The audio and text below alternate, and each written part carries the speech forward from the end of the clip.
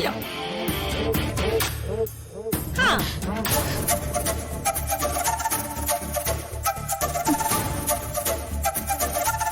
ഇവള് മനഃപൂർവ്വം ചെയ്തതാ.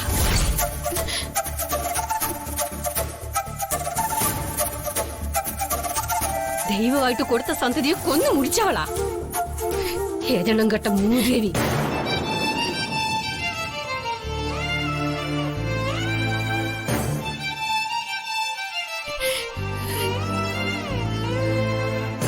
വന്ദനമ്മേ, നമുക്ക് പോവാം.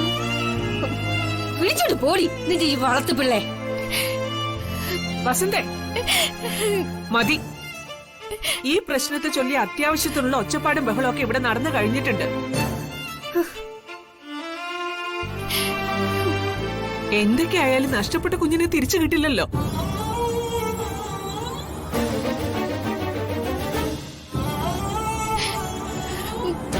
വന്നത് വന്നു.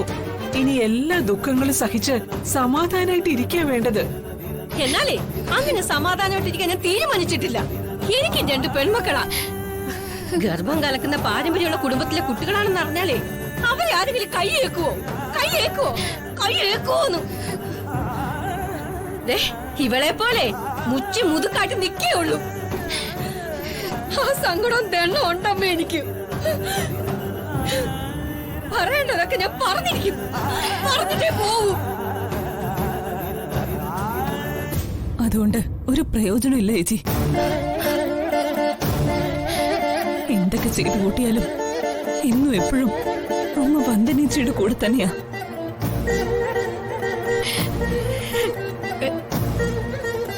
ഗർഭിണിയായി പോയ ഞാന് കുറ്റക്കാരിയും തെറ്റുകാരിയൊക്കെ.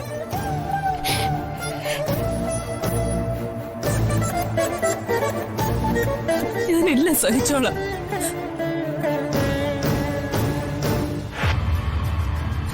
വന്ദനേച്ചി തന്നെ വിജയിക്കട്ടെ.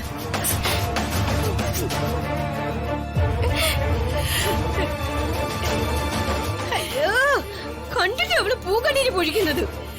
ഈ ജന്മം നിനക്ക് കണ്ണീര് തോന്നില്ലടി. അത്രയ്ക്ക് പാപിയാണ് നിന്നെ കണി കണ്ടാത്ത ഞാൻ ദിവസം പോക്കാം. നശൂരം. വന്ദനമ്മേ, അയ്യാ,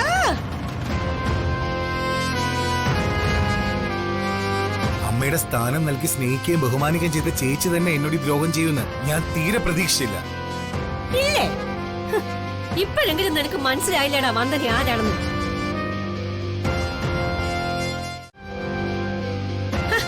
അപ്പൊ വന്ദനയുടെ ഭാഗം ചേർന്ന് കൈയടിച്ചവനല്ലേടാ നീ.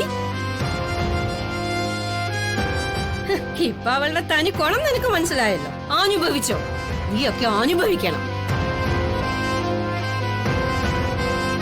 നമ്മളെല്ലാവരും കൂടി അനുഭവിക്കേണ്ട പണം മുഴുവനും പറ്റിച്ചു വാങ്ങി പുട്ടടിച്ച് തീർത്തവനവൻ.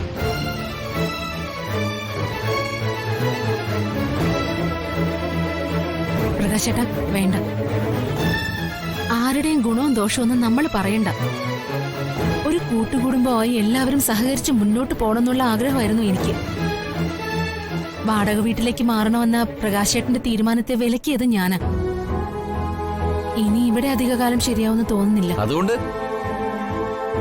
സ്വന്തമായി ഒരു വീട് വെച്ച് മാറാനുള്ള പണമൊക്കെ പ്രകാശേട്ടന്റെ കയ്യിലുണ്ടല്ലോ. നമുക്കുടനെ ആ വഴി തന്നെ നോക്കാം. ഈ കൂട്ടുകുടുംബത്തിൽ നിന്നും മാറി അവനവന്റെ പാടും നോക്കി പോവാം.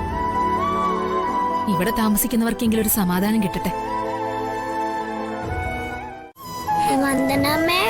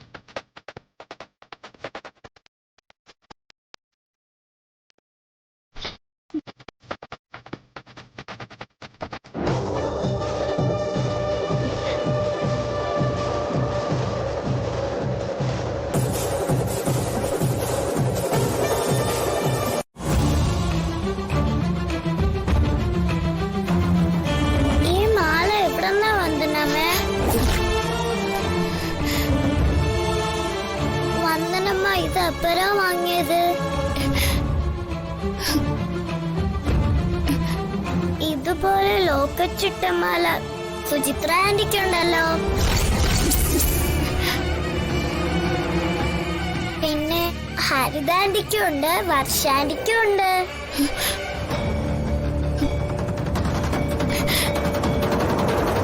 അച്ചമ്മയ്ക്കുണ്ടല്ലോ. പക്ഷെ തീയമ്മള് വന്ദനമ്മയുടെ കഴുത്തില ആദ്യമായിട്ടാ കാണുന്നത്.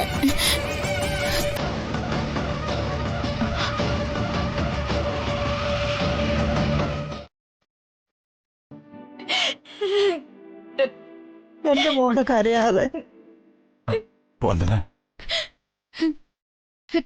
ഹരിതയെ മനോജൊന്നും എന്നെ വിശ്വസിക്കുന്നില്ല ജഗൻ.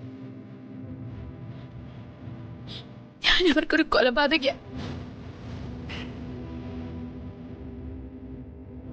അറിഞ്ഞുകൊണ്ട് ഞാൻ ഒരു തെറ്റും ചെയ്തിട്ടില്ല.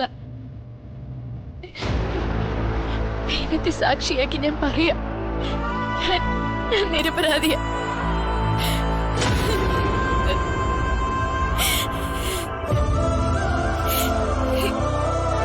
അത് ഞാനും ബോധ്യപ്പെടുത്താനൊന്നും ഞാനില്ല.